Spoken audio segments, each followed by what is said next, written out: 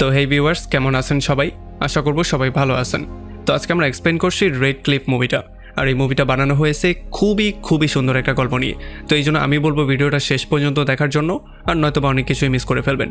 তো চলুন কথা না বাড়িয়ে শুরু করি আজকের ভিডিও। তো এই গল্পের শুরুতে আমরা দেখতে পারি চীনের সবচেয়ে বড় নদী ইয়ানসিকে।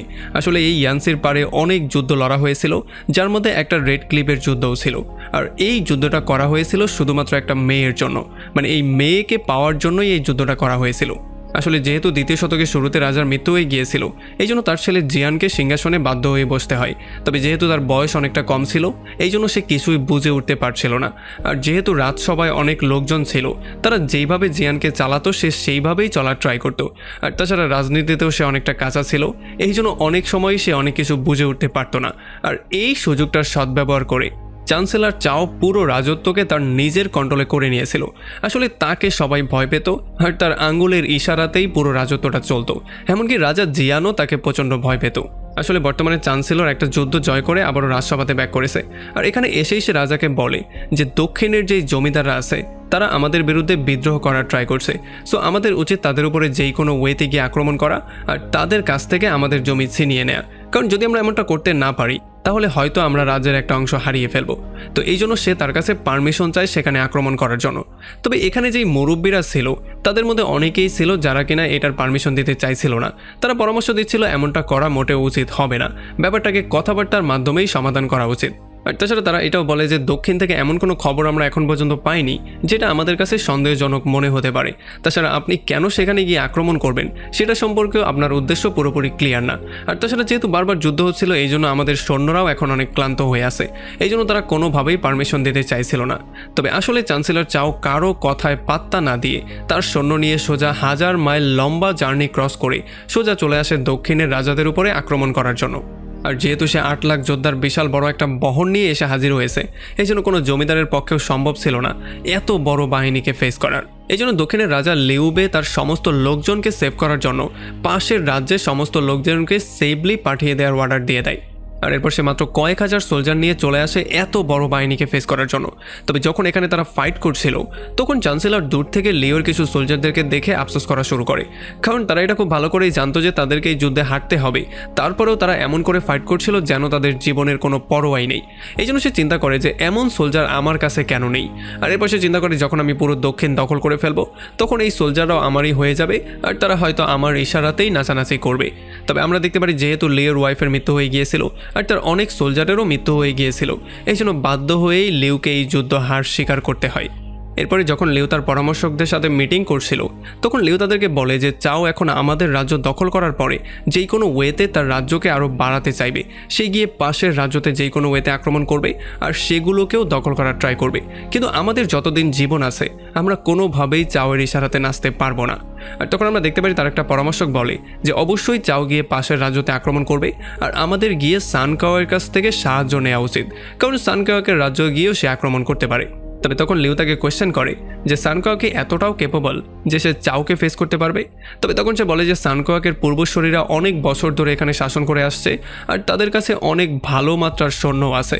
আর যেহেতু তারা দক্ষিণের সমস্ত জায়গার সাথে খুব ভালো করেই পরিচিত, এই জন্য তারা খুব সহজেই চাইলে যুদ্ধটা উইন করতেও পারে।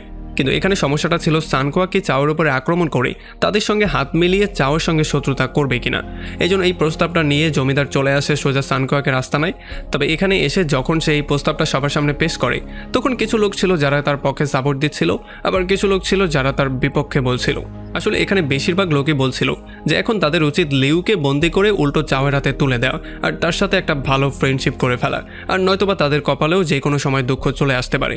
তবে সানকাওকে এটা খুব ভালো করে জানতো যে চাও আসলে এখানে ফ্রেন্ডশিপ করতে না, সে বরং এই জায়গাগুলোকে দখল করার জন্য এসেছে। সো যদি এটাকে তারা খুব হালকাভাবে নিয়ে ফেলে, তাহলে সামনে তাদের কপালেও বিপদ চলে আসতে পারে। আর এখন তাদের কাছে শুধুমাত্র দুইটা অপশনই আছে, হয়তোবা চাওয়ের সামনে হাঁটু গেড়ে বসে পড়ো, অথবা তার সাথে ফ্রেন্ডশিপ করে ফেলো। তবে এই সিদ্ধান্তটা নিতে পারবে তাদের যে বিদেশি মন্ত্রী আছে সেই, যে কিনা এখন পাহাড়ে অবস্থান করছে। এই জন্য জমিদার চলে যায় সোজা তার সঙ্গে মিট করার জন্য। আসলে তাদের বিদেশি মন্ত্রী ইয়ন যত ভালো যোদ্ধা তত ভালো মিউজিশিয়ানও, আর মিউজিকই তাকে মন শান্ত রাখতে সাহায্য করে। তাছাড়া সে একজন দূরদর্শী মানুষ, এই জন্য যখনই সে জমিদারের সাথে কথাবার্তা বলে, তখন তার প্রস্তাব শোনার পরে সে একটা গভীর চিন্তার মধ্যে পড়ে যায়। আর তখন এদিকে আমরা দেখতে পারি চাও একটা মেয়ের পিকচারের দিকে মন দিয়ে তাকিয়েছিল। আর যখন তাকে জিজ্ঞেস করা হয় যে এই মেয়েটা কে, তখন সে বলে যে এই মেয়েটা হচ্ছে আমার গুরুর মেয়ে, যাকে কিনা আমি প্রথম দেখাতেই ভালোবেসে ফেলেছিলাম। আর এখন এতগুলো বছর পরে এত রাস্তা পাড়ি দিয়ে আমি তাকে নেয়ার জন্য এসেছি। আর তখন আমরা জানতে পারি এই মেয়েটা আসলে অন্য কেউ না, এইটা হচ্ছে গিয়ে সেই ইয়ন নামের যোদ্ধার ওয়াইফ। আর ইয়নের ওয়াইফও প্রচণ্ড ভয়ের মধ্যে ছিল, কারণ সে জানতো যে তাকে নেয়ার জন্যই শত্রু এখানে চলে এসেছে। আসলে উত্তর থেকে যেই সৈন্যরা দক্ষিণে আক্রমণ করার জন্য এসেছে তারা সবাই মাটিতে যুদ্ধ করাতে এক্সপার্ট হলেও তারা পানিতে যুদ্ধ করতে পারতো না।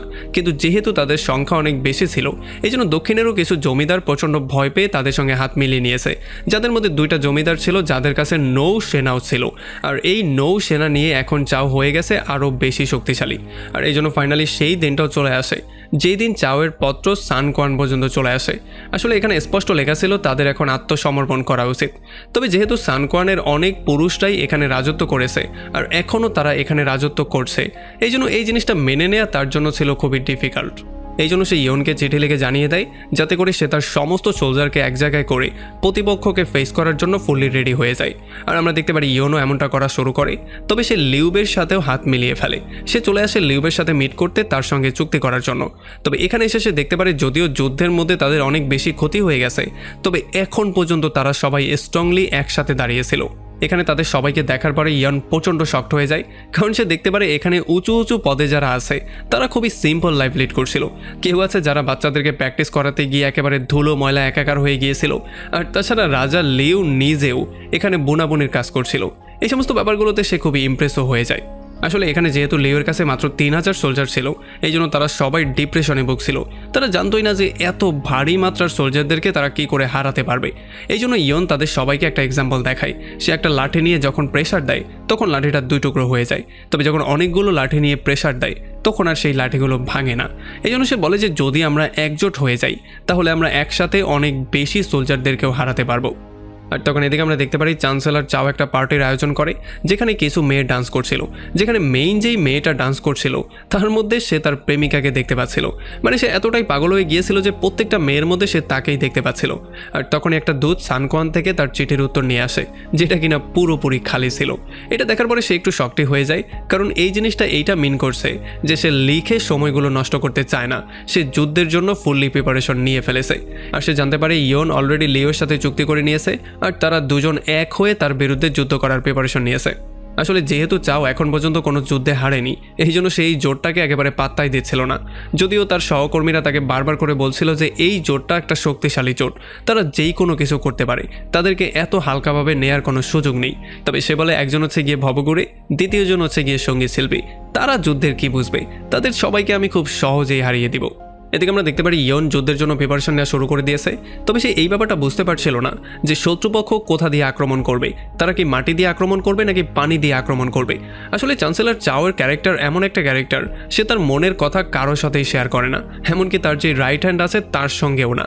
সে এটা খুব ভালো করেই জানে যে ইয়নকে পানিপথে হারানো অনেকটা কঠিন হয়ে যাবে, এই জন্য সে অবশ্যই মাটিপথে তার উপরে আক্রমণ করবে। কিন্তু তাদের মনোযোগ সরানোর জন্য সে একটা বাহিনী পানিপথে অবশ্যই পাঠাবে, কিন্তু তার মেইন টার্গেট থাকবে স্থূলপথে। আর এই জন্য ইয়ানো এই ব্যাপারটা চিন্তা করে ফেলে যে সে যেই কোনো ওয়েতে পাহাড়ের চূড়াতেই তার সৈন্যদেরকে স্থাপন করবে। মানে তার টার্গেট হবে হয়তো জল নয়তো স্থল, কারণ তার কাছে যেই পরিমাণ সোলজার আছে সে চাইলে এক জায়গাতেই তাদেরকে সেট আপ করতে পারবে, হয়তো মাটিতে নয়তো পানিতে। এই জন্য সে এমন একটা জায়গা সিলেক্ট করে যেই জায়গা থেকে তারা দুই দিকেই নজরদারি করতে পারবে। তারপরে পরদিন সকালবেলা যখন চ্যান্সেলর চাওয়ের লোকজন সেখানে যুদ্ধ করতে চলে আসে, তখন তারা দেখতে পারে এই ময়দান পুরো ফাঁকা, এখানে শুধু একটা কচ্ছপ পড়ে আছে। এই জন্য তারা বুঝতে পারে হয়তোবা ইয়ান এখান থেকে লেজ গুটিয়ে পালিয়ে গেছে। তবে তখনই এখানে সান কোয়ানের বোন চলে আসে, যে কিনা নিজেও ছিল একজন যোদ্ধা। আর সে তাদের সবাইকে পথ ভুলিয়ে সেই জায়গায় নিয়ে আসে যেখানে ইয়ান তার সমস্ত সোলজারদেরকে কচ্ছপের পিঠের আকারে সাজিয়ে রেখেছিল। আসলে এখানে সে এমন করে সোলজারদেরকে সাজিয়েছিল যার মধ্যে চাওয়ের সোলজাররা পুরোপুরি ডিভাইডেড হয়ে যাবে আর তাদের অনেকটা দুর্বল হয়ে যাবে, কারণ তারা একসঙ্গে থাকতেই পারবে না। আর এরপরে ঢালের পেছন থেকে তাদের উপরে বারবার করে আক্রমণ করা হবে। এখানে যুদ্ধে ইয়ানের গ্রুপ জয়লাভ করে, ইয়ানও তাদের সঙ্গে কাঁধে কাঁধ মিলিয়ে যুদ্ধ করে। আর এই ব্যাপারটার জন্য তাদের সৈন্যরা অনেক বেশি উৎসাহ পেয়েছিল। এই জন্য তাদের সবাইকে মারার পরে তাদের কমান্ডারকে সেখান থেকে ফ্রিলি ছেড়ে দেওয়া হয়, যাতে করে চাও এই ব্যাপারটা বুঝতে পারে যে তার শত্রুরা মোটেও ফেলে দেওয়ার কিছু না, তার শত্রুরা হচ্ছে ভয়ঙ্কর রকমের যোদ্ধা। আর এদিকে আমরা দেখতে পারি যদিও স্থূলপথে চাও অনেক বড় একটা হারের শিকার করেছিল, তবে নদীপথে সে অনেকটা ভেতরে চলে গিয়েছিল। আমরা দেখতে পারি সে তার সমস্ত জাহাজ নিয়ে একেবারে লাল পাহাড়ের কাছে চলে আসে আর এখানে 2 দিন রেস্ট করার পরে সে চিন্তা করেছে সমস্ত শক্তি দিয়ে তাদের উপর আক্রমণ করবে। আর আমরা দেখতে পারি এদিকে ইয়ানের সৈন্যরাও অনেক বেশি উৎসাহ পেয়েছিল, কারণ তারা একটা বিশাল বড় জয় পেয়েছে। আর তারাও এখান থেকে নদীর মধ্যে দাঁড়িয়ে চ্যান্সেলর চাওয়ের সমস্ত জাহাজগুলো দেখছিল। এখানে ইয়ান তাদের সবাইকে বলে যে সমস্ত যোদ্ধারই একটা দুর্বলতা থাকে, যেমন চ্যান্সেলর চাওয়ের দুর্বলতা হচ্ছে গিয়ে সে কারো উপরে বিশ্বাস করে না, আর সে নিজে যেটা চিন্তা করে এরপর সে আর কারো কথাই শুনতে চায় না। এই জন্য সানকোয়ানের বোন তাদেরকে পরামর্শ দিয়ে বলে যে এখন তাদের জাহাজগুলো যে জায়গায় আছে সেই সমস্ত জায়গাগুলো আমাদেরই জায়গা, এগুলোকে আমি খুব ভালো করেই চিনি, এই জন্য ভেতর থেকে যদি কোনো খবর আনতে হয় সেটা আমি খুব ভালো করেই আনতে পারবো। আর এদিকে আমরা দেখতে পারি চ্যান্সেলর চাও সেই নর্তকী মেয়েটার পেছনেই তার অর্ধেক সময় নষ্ট করে ফেলে, আর সে সেই মেয়েটার চাল চলন পোশাক আশাকও তার প্রেমিকার মতোই করে দিয়েছিল। যদিও সে জানতো যে এমনটা করলে সে সেটা হয়ে যাবে না, তবে তবুও সে তার মনের খায়েশ মেটানোর জন্য এমনটা করছিল। আর এই জন্য ফাইনালি তার আশেপাশের সমস্ত লোকজনই এই ব্যাপারটা বুঝতে পারে যে শুধুমাত্র একটা মেয়ের জন্য এই বিশাল বড় যুদ্ধটা তারা করতে যাচ্ছে। এরপরে পরদিন সকালবেলা আমরা দেখতে পারি ইয়ান একটা কবুতরের পায়ে একটা লেটার লিখে আর সেই কবুতরটাকে সে উড়িয়ে দেয় একটা জায়গায় যাওয়ার জন্য। আর তখন ইয়ান জমিদারকে বলে যে চ্যান্সেলর চাও নদীপথে শুধুমাত্র 2টা সোলজারের উপরে ডিপেন্ডেন্ট, যারা কিনা দক্ষিণেরই সোলজার, আর তারা অবশ্যই ভালো যোদ্ধা। যদি আমরা তাদেরকে রাস্তা থেকে সরিয়ে ফেলতে পারি তাহলে চাওয়ের সমস্ত সোলজাররা নদীপথে পুরো দিশাহীন হয়ে পড়বে। আর তখন এদিকে আমরা দেখতে পারি সাংইয়ংয়ের বোন চ্যান্সেলর চাওয়ের গ্রুপের মধ্যে ঢুকে যায় আর সে সেখান থেকে গোপন খবরের মাধ্যমে তাদেরকে জানিয়ে দেয় যে চ্যান্সেলর চাওয়ের সৈন্যদের মধ্যে মহামারী ছড়িয়ে গেছে। আসলে যেহেতু তারা উত্তর থেকে সরাসরি দক্ষিণে যুদ্ধ করতে চলে এসেছে এই জন্য তাদের রোগ প্রতিরোধ ক্ষমতা অনেকটা কমে গিয়েছে, আর এখানে রোগের সাথে তাদের শরীর ফাইট করতে পারছে না, এই জন্য তাদের ভয়ঙ্কর রকম করে মৃত্যু হচ্ছে। কিন্তু চ্যান্সেলর চাও বুদ্ধি করে এই সোলজারদেরকে সেখানে সম্মানপূর্বকভাবে দাফন না করে সেগুলোকে নদীর এই পারে ঠেলে পাঠিয়ে দিয়েছিল, যাতে করে মহামারী এই দিকে ছড়িয়ে পড়ে। তবে ইয়ান এই ব্যাপারগুলো দেখার পরেও কোনোভাবেই মনুষ্যত্ব হারায় না, সে তাদের লাশগুলো সম্মানজনকভাবে পুড়িয়ে দেয়, কারণ সোলজার যেই পক্ষেরই হোক তাদের একটা সম্মান তারা প্রাপ্য। তবে পরদিন সকালবেলা ইয়ংয়ের গ্রুপ আরও একটা ভয়ঙ্কর খবর পায়। তারা জানতে পারে লিউবে তার সমস্ত দলবল নিয়ে এখান থেকে চলে যাচ্ছে, কারণ তারা আর কোনোভাবেই তাদের সঙ্গে থাকতে চায় না, কারণ এমনিতেই তাদের সোলজার অনেকটা কম, তার উপরে মহামারী ছড়িয়ে পড়েছে। সে চায় না তাদের সোলজারদের জীবন ঝুঁকির মধ্যে ফেলতে, এই জন্য সেই ইয়নকে ছেড়ে দিয়ে এখান থেকে সমস্ত সোলজার নিয়ে চলে যায়। তবে আমরা দেখতে পারি যেই জমিদার তাকে এখানে আনার পরামর্শ দিয়েছিল সে এখান থেকে যেতে চায় না, সে এই যুদ্ধের শেষ দেখে ছাড়বে বলে এখানে রয়েই যায়। আর তখন একটা চট চ্যান্সেলর চাওয়ার কাছে একটা খবর নিয়ে আসে, সে বলে যে মহামারীর যেই ব্যাপারটা আমরা দিয়েছিলাম সেই ব্যাপারটা কাজ করেছে, কারণ লিউ তাদেরকে ধোকা দিয়ে তার দলবল নিয়ে সেখান থেকে পালিয়ে গেছে। এটা শোনার পরে চ্যান্সেলর চাও অনেক বেশি হ্যাপি হয়ে যায় আর সে দ্বিতীয় চালটা চালে। সে আসলে ইয়নের খুবই ক্লোজ একটা বন্ধুর সঙ্গে হাত মিলিয়ে ফেলে, আর এরপর সে ইয়নের কাছে তাকে পাঠায় ভেতরের গোপন খবর আনার জন্য। আর তখন এদিকে আমরা দেখতে পারি ইয়নের গ্রুপের মধ্যে সবাই প্রচণ্ড ভয়ের মধ্যে ছিল, আর তারা খুবই টেনশনের মধ্যেও পড়ে গিয়েছিল, কারণ লিউবের বিশাল বড় একটা গ্রুপ তাদেরকে ছেড়ে দিয়ে চলে গিয়েছিল। এই জন্য তারা বুঝতেই পারছিল না এখন তারা কি করবে, আর তাছাড়া বারবার আক্রমণ করার জন্য তাদের তীরও অর্ধেক হয়ে গিয়েছিল। এই জন্য ইয়নকে সেই পরামর্শক বলে যে আমি 3 দিনের মধ্যে তোমাদেরকে 1 লাখ তীর এনে দেব, তবে এইটার বদলে তোমাকেও প্রমিস করতে হবে তুমি সেই দক্ষিণের 2টা সোলজারকে এখান থেকে সরিয়ে ফেলবে, যাতে করে তারা কোনোভাবেই চ্যান্সেলর চাওকে সাহায্য করতে না পারে। আর আমরা দেখতে পারি ইয়নও এই চ্যালেঞ্জটা অ্যাকসেপ্ট করে নেয়। এরপরে যখন 2টা দিন পার হয়ে যায় আর ইয়নের পরামর্শকরা দেখতে পারে লিয়াম এখন পর্যন্ত একটা তীরও বানানোর কাজে হাত দেয়নি, তখন তারা পুরোপুরি শক্ট হয়ে গিয়েছিল। আর তাছাড়া সারা দেখতে পারে সে পাগলের মতো শুধু আকাশের দিকেই তাকিয়ে থাকতো। আর এই ব্যাপারগুলো দেখার পরে যখন তারা গিয়ে তার কাছে জিজ্ঞেস করে তখন সে বলে যে যে প্রকৃতির নিয়ম বুঝতে পারে তাকে কষ্ট করতে হয় না, সে খুব সহজেই সমস্ত কাজগুলো করতে পারে। আমি যেমনটা বলেছিলাম তুমি কি আমার জন্য 20টা নৌকা রেডি করেছো? তখন সে বলে যে হ্যাঁ, সেগুলো তো রেডি হয়ে নদীতেই আছে। এরপরে সে তাকে বলে যে তুমি একেবারেই চিন্তা করবে না, আজকে রাতের বেলায় আমি সমস্ত কাজ করে ফেলবো, তোমাদের তীরের ব্যবস্থা আমি করে ফেলবো। এদিকে ইয়নের কাছে ইয়নের সেই পুরনো বন্ধু চলে আসে খবর বের করার জন্য, মানে সে চ্যান্সেলর চাওয়ের পক্ষ থেকে আসে। এখানে তারা দুজন সারা রাত ধরে মদ খায় আর তার বন্ধু বারবার করে তার থেকে খবর বের করার ট্রাই করছিল। এই জন্য ইয়ন এই ব্যাপারগুলো ক্লিয়ারলি বুঝে যায় আর তার বন্ধুও কথা কথা এই খবরটা জানিয়ে দেয়। সে বলে যে আমি শুনেছি চ্যান্সেলর চাও নাকি তোমার ওয়াইফকে নেয়ার জন্য এখানে এসেছে, আর তার ওয়াইফও এই ব্যাপারটা দূর থেকে শুনে ফেলে। তবে তখন একটা দূত চলে আসে তাকে একটা খবর দেওয়ার জন্য, আর আমরা দেখতে পারি তার বন্ধু মন দিয়ে এই কথাগুলো শোনা শুরু করে। আসলে এখানে সে বলছিল যে দক্ষিণের যেই 2টা রাজা গিয়ে চাওয়ের সঙ্গে হাত মিলিয়ে নিয়েছে তাদেরকে আসলে সেই প্ল্যান করে চাওয়ের মধ্যে ঢুকিয়ে দিয়েছে, যাতে করে সঠিক সময়কে কাজে লাগিয়ে তারা চাওয়ের মাথাটা তাকে এনে দিতে পারে। আর তখন ইয়ানো তাকে বলে যে ঠিক আছে, তাদেরকে বলো তাদের কাজ কন্টিনিউ করতে। আর এরপরে যখন ইয়ন নেশার মধ্যে ঘুমিয়ে পড়ে তখন তার বন্ধু সেই লেটারটা নিয়ে সেখান থেকে গায়েব হয়ে যায়। আর বাস এতটুকুই ছিল ইয়ানের কাজ। আসলে সে চাইছিল চ্যান্সেলর চাওয়ার মধ্যে শুধু সন্দেহের একটা বীজ রোপণ করতে, আর এরপরে তার যে নিজের ধ্বংসযজ্ঞ সেটা সে নিজেই করবে। তো এরপর পরদিন সকালবেলা আমরা দেখতে পারি যখন পুরো আকাশ কুয়াশায় ছেয়ে যায় তখন সেই 20টা নৌকা আস্তে আস্তে করে চ্যান্সেলর চাওয়ার দিকে যাওয়া শুরু করে। এই জন্য চাওয়ের সোলজাররা এই নৌকাগুলোর উপরে তীরের বৃষ্টি নামিয়ে দেয়, কিন্তু তারা এটা জানতোই না যে এই নৌকাগুলো খালি অবস্থায় আছে। আর যখনই তাদের তীরে পুরো নৌকাগুলো ভরে যায় তখন আস্তে করে তারা নৌকাগুলোকে পেছনের দিকে টেনে নিয়ে যায়। যদিও এগুলো দেখার পরে চ্যান্সেলর চাওয়ার যেই কমান্ডার ছিল সে বুঝতেই পারছিল না এখানে হচ্ছেটা কি। এরপরে চ্যান্সেলর চাওয়ার কাছে সেই লোকটা চলে আসে সেই চিঠিটা নিয়ে, যেই চিঠির মধ্যে 2টা লোকের বেইমানির খবর আছে। আর যখন চ্যান্সেলর চাও এই ব্যাপারটা জানতে পারে তখন সে সেই 2টা জমিদারের মাথা কাটার অর্ডার দিয়ে দেয়, কারণ সে বুঝতে পেরেছে যে তার মধ্যেই তার শত্রু লুকিয়ে আছে। তবে রাতের বেলায় চ্যান্সেলর চাও জানতে পারে যে সকালবেলা কুয়াশার মধ্যে কিছু নৌকা এসেছিল যেগুলো কিনা তীর নিয়ে আবারও ব্যাকও করেছে। আর তাছাড়া যেই লেটারটা পেয়ে আপনি 2 জনের মাথা কেটে ফেলেছিলেন সেই লেটারটাও ছিল নকল। এটা শোনার পরে তো তার মাথা আরও বেশি গরম হয়ে যায়, সে বুঝতেই পারছিল না এখন সে কী করবে।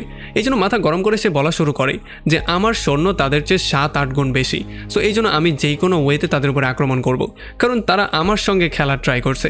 এই জন্য সে সমস্ত শক্তি দিয়ে জলপথে তাদের উপর আক্রমণ করার প্ল্যানিং করে, আর সে ওয়ার্ডারও দিয়ে দেয় তাদের উপরে আক্রমণ করার।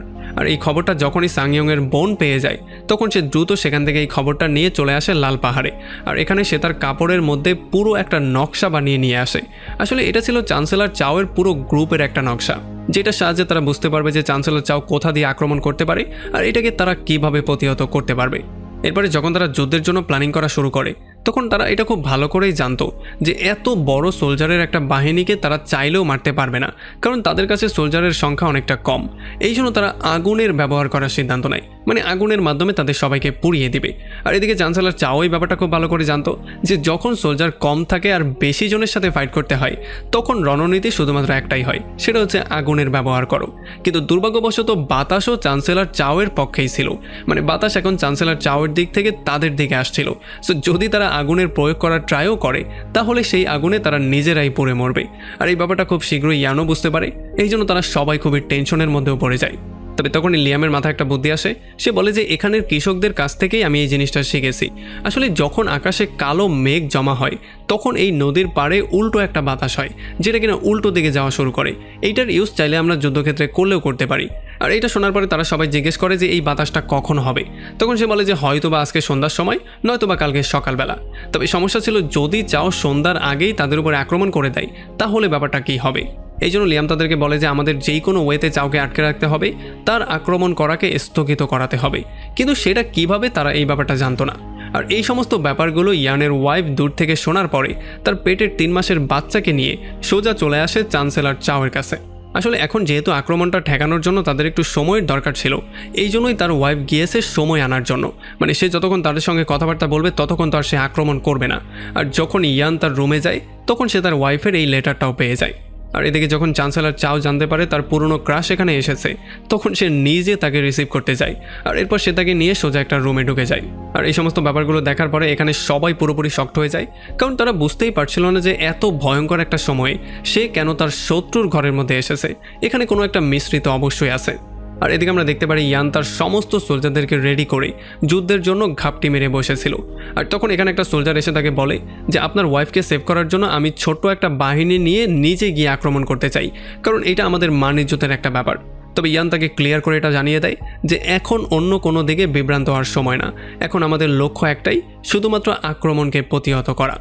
আর এদিকে যখন চাও তার সঙ্গে কথাবার্তা বলছিল তখন সে প্রথমেই তাকে বলে যে আমি তোমার বাবার শিষ্য ছিলাম, তখনই আমি তোমাকে প্রথমবার দেখতে পেয়েছিলাম, তোমার হাতের 1 কাপ চা খাওয়ার আমার খুব ইচ্ছা ছিল, কিন্তু তখন আর এটা হয়ে ওঠেনি।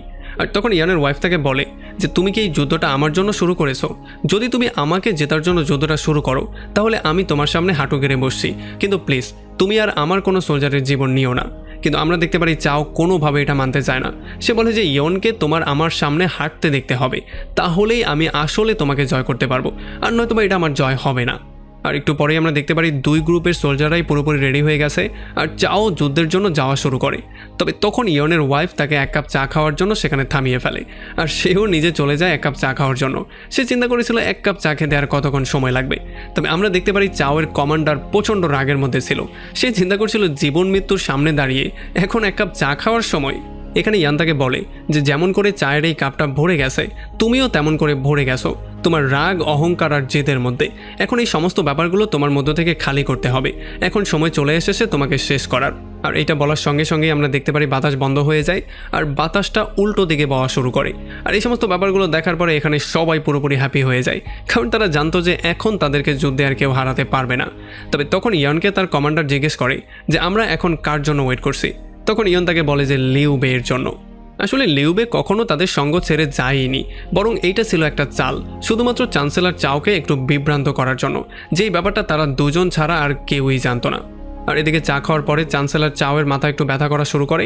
আর তখন ইয়ানের ওয়াইফ তাকে বলে যে যুদ্ধ করা তোমার কাছে চা খাওয়ার মতোই ইজি ছিল, কিন্তু এখন দেখো তুমি না যুদ্ধ করতে পারছো না চা খেয়ে হজম করতে পারছো। আর এর একটু পরেই আমরা দেখতে পারি ভয়ঙ্কর রকমের যুদ্ধ শুরু হয়ে যায়। আর যেহেতু ইয়ানদের পক্ষে বাতাস ছিল এই জন্য তারা আগুনের সাহায্যে এক এক করে সবাইকে শেষ করা শুরু করে। আর এই ব্যাপারগুলো দেখার পরে চ্যান্সেলর চাও পুরোপুরি শক্ট হয়ে যায়। মানে আমরা দেখতে পারি শুধুমাত্র অহংকার আর একঘেয়ামির জন্য চ্যান্সেলর চাওকে একটা ভয়ঙ্কর পরিণতি ফেস করতে হয়। আর এমন করেই এই ভয়ঙ্কর যুদ্ধটা ইয়ান জয় করে ফেলে। তার ওয়াইফও এখানে তাকে অনেক বেশি সাহায্য করে। তার বাকি যেই সোলজাররা ছিল তারা তো তাকে সাহায্য করেছিলই। আর এমনই একটা ইন্টারেস্টিং পয়েন্টে এই পুরো মুভিটা এখানেই শেষ হয়ে যায়। তো আমাকে কমেন্ট করে জানান কেমন লাগলো ভিডিও। যদি ভালো লাগে তাহলে অবশ্যই একটা লাইক করবেন।